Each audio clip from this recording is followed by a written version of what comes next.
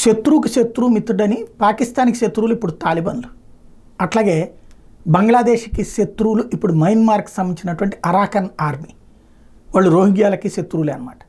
ఈ రెండు వర్గాల్ని నరేంద్ర మోడీ పోషిస్తున్నాడంటూ ఇప్పుడు పాకిస్తాన్ గిలగిల్లాడుతోంది, విలవెల్లాడుతోంది, ఆగ్రహం వ్యక్తం చేస్తుంది. పాకిస్తాన్ బంగ్లాదేశ్లో ఉన్నటువంటి చొరబాటుదారులు, అంటే బంగ్లాదేశీ చొరబాట్లకి మనకి అవకాశం ఉంది కాబట్టి మన భౌగోళిక స్వరూపం ప్రకారం ఒక గేమ్ నడుపుతోంది. ఏంటంటే బంగ్లాదేశ్లో ఉన్నటువంటి వాళ్ళకి ఉగ్రవాద శిక్షణ ఇచ్చి, ఇప్పుడు అక్కడ వాళ్ళకి ఉద్యోగం లేదు, ఉపాధి లేదు, వ్యాపారం లేదు, గతి లేని బ్రతుకులేని అలాంటి కర్మకాలి బ్రతుకుతున్నటువంటి వాళ్ళని తీవ్రవాదులుగా తయారు చేసి వాళ్ళకి ఉన్మాదాన్ని నేర్పి భారతదేశంలోకి పంపించడానికి ప్రయత్నిస్తుంటే, అంటే మనల్ని అస్థిరపరచడానికి ప్రయత్నిస్తుంటే, ఇప్పుడు ఆ పాకిస్తాన్లో ఉన్నటువంటి సింధ్ కావచ్చు, బెలూచ్ కావచ్చు, ఆ ప్రాంతంలో కంటిన్యూగా దాడులు జరుగుతున్నాయి. ఎవరు చేస్తున్నారంటే తాలిబాన్, తెహ్రీక్ తాలిబాన్ పాకిస్తాన్. ఆ తాలిబాన్లకి సంబంధించి నరేంద్ర మోడీ సర్కార్ ఆహారాన్ని పంపిస్తోంది. తాజాగా గోధుమలు, మందులు పంపించింది తాలిబాన్లకి.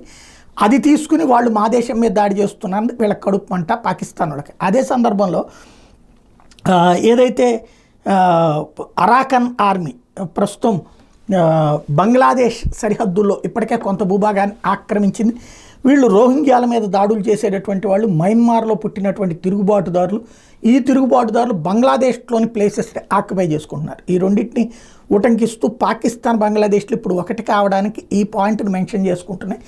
భారత్ తెర వెనక మా దేశాల్లో ఉన్న తీవ్రవాద పోషిస్తోంది, ప్రోత్సహిస్తోంది కాబట్టి అనేటువంటి పాయింట్తో, ఎందుకంటే ఈ అరకన్ ఆర్మీకి కావలసినటువంటి సప్లైస్ భారత్ చేస్తుందన్నది వీళ్ళ ప్రధానమైనటువంటి అంశం. బంగాళాదుంపలు ఇట్లాంటి అందిస్తోందని ఆ పాయింట్ని అడ్డం పెట్టి నరేంద్ర మోడీని బద్నాం చేసే ప్రయత్నం చేస్తున్నారు.